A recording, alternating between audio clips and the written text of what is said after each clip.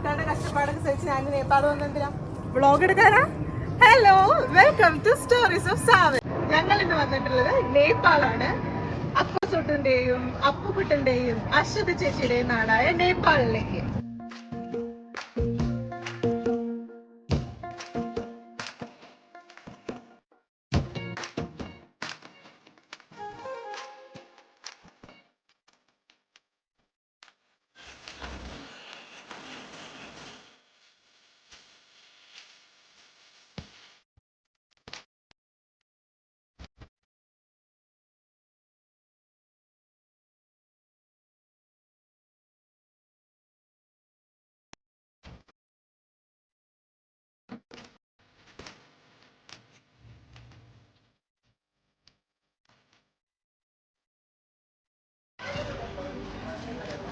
ഞങ്ങളിപ്പോൾ നിൽക്കുന്നത് നേപ്പാളിലെ ഒരിക്കലും മിസ് ചെയ്യാൻ പാടില്ലാത്ത one of the major tourist attraction ആയിട്ടുള്ള സ്വയംഭൂനാഥ് ടെമ്പിളാണ്. പേര് പോലെ തന്നെ ഇത് സ്വയംഭൂ ആയതാണ്. ഇതിൻ്റെ പിന്നിലുള്ള ഒരു കഥ എന്ന് പറയുന്നത് എന്താണെന്ന് വെച്ചാൽ, നേരത്തെ ഇവിടെ ഒരു ലേക്കായിരുന്നു. അത് കഴിഞ്ഞ് ഒരു ദിവസം അവിടെ ഒരു താമര വിരിഞ്ഞു. പെട്ടെന്ന് തുരുതുരുതുരാ കുറേ താമരകൾ വിരിയുകയും അതിൻ്റെ ഉള്ളിൽ നിന്ന് സഖ്യമുനി ബുദ്ധൻ്റെ ഒരു ഇല്യൂഷൻ പോലെ ഒരു മഞ്ജുശ്രീ എന്ന് പറയുന്ന ഒരു ബുദ്ധ സന്യാസി കണ്ടു എന്നാണ് പറയുന്നത്.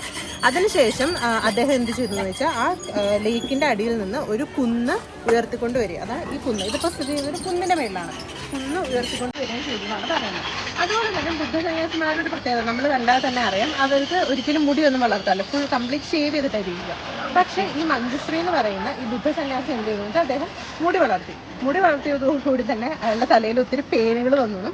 ഒത്തിരി നാൾ കഴിഞ്ഞപ്പം ആ പേനുകൾ തലയിൽ നിന്ന് ഇറങ്ങി അത് കുരങ്ങന്മാരായിട്ട് രൂപപ്പെട്ടു. അങ്ങനെ ഒത്തിരി കുരങ്ങന്മാരുള്ളത് കൊണ്ട് തന്നെ ഈ അമ്പലത്തിന് നമ്മൾ മങ്കി ടെമ്പിൾ എന്നും പറയാറുണ്ട്. ശരിക്കും ഇപ്പോൾ നമ്മൾ നോക്കുമ്പോൾ ഇവിടെ കുരങ്ങന്മാർ കുറവാണെന്ന് തോന്നുമെങ്കിലും രാത്രിയോ അല്ലെങ്കിൽ നമ്മൾ പുറത്തോട്ടോ ഇറങ്ങിക്കഴിഞ്ഞാൽ ഇവിടെ മൊത്തം കുരങ്ങന്മാരാണ്.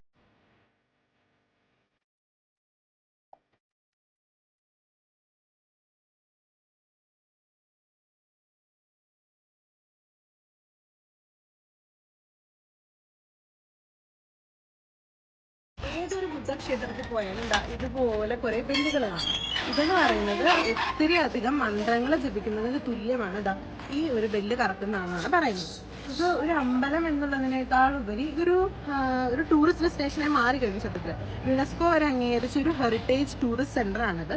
ഇതിന് ചുറ്റും നമുക്ക് ഒത്തിരി കഫേകൾ കാണാം. ഇതിന്റെ തന്നെ 4 വഴിയിൽ നിന്ന് താഴേക്ക് ഇറങ്ങാൻ സൗകര്യമുണ്ട്. അതുപോലെ തന്നെ ഇത് നമുക്കൊരിക്കലും അമ്പലം എന്ന് പറയുന്നില്ല, കാരണം ഇവിടെ പട്ടികൾ വരുന്നുണ്ട്, കുരങ്ങന്മാർ വരുന്നുണ്ട്, ആളുകൾ ഇവിടെ നിന്ന് സിഗരറ്റ് വലിക്കുന്നുണ്ട്, ഭക്ഷണം കഴിക്കുന്നുണ്ട്. അങ്ങനെ ഒത്തിരി കാര്യങ്ങൾ. എന്താ പറയാ, ഒരു നഗരം. ആ നഗരത്തിന്റെ നടുക്കൊരു കുന്ന്. ആ കുന്നിന്റെ മേലിൽ കുറച്ച് ആളുകൾ ഒന്നിച്ച് താമസിക്കുന്ന ഒരു കുടുംബം പോലെ. പുറകിലൊരു ഭോജ്പൂരി സിനിമയുടെ ഷൂട്ടിംഗ് നടക്കുവാണ്. അതിൻ്റെയാണ് ഈ കാണുന്ന തിരക്കും ബഹളവും എല്ലാം.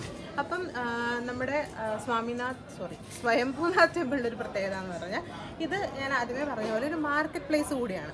ഇവിടെ കിട്ടുന്ന ഒതൻറ്റിക് ആയിട്ടുള്ള കണ്ടു കഴിഞ്ഞാൽ ശരിക്കും നമുക്ക് ലഡാക്ക്, നേപ്പാൾ, ടിബറ്റ് പോലെയുള്ള സ്ഥലങ്ങളിൽ കാണുന്ന തരത്തിലുള്ള ഒത്തിരി ആർട്ടിഫാക്ട്സും അതുപോലെ തന്നെ ഇതുപോലെ കല്ലിൽ കൊത്തിയെടുത്ത ചിത്രപ്പണി ചെയ്ത ഒത്തിരി സാധനങ്ങൾ ഇവിടെ കിട്ടും. അതായത് ഇതെല്ലാം ഇവിടത്തുകാർ തന്നെ കൈകൊണ്ട് ചെയ്യുന്നത്. അങ്ങോട്ടും പോകുമ്പോൾ ഇവിടെ കല്ലിൽ ശില്പങ്ങൾ കൊത്തുന്ന ആൾക്കാരെ നമുക്ക് കാണാൻ സാധിക്കും.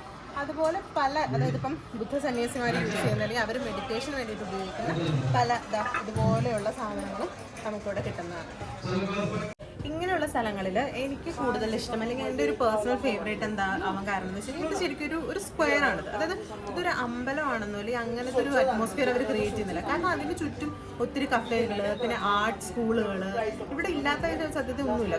ഒരു കുഞ്ഞു മാർക്കറ്റ് പ്ലേസ്, പിന്നെ എന്താ പറയുക, എല്ലാ തരത്തിലും റെസ്റ്റോറൻറ്റ്സ്, അങ്ങനെയുള്ള എല്ലാം നമുക്കിവിടെ കാണാം. അപ്പം ഒരു ചെറിയൊരു നഗരം തന്നെ, ഒരു മിനി ടൗൺ തന്നെ ഈ അമ്പലത്തിന് ചുറ്റും. അതായത് കുന്നിൻ്റെ മുകളിലാണ് ഇതെല്ലാം എന്നുള്ളതാണ് ഇതിൻ്റെ ഒരു പ്രത്യേകത.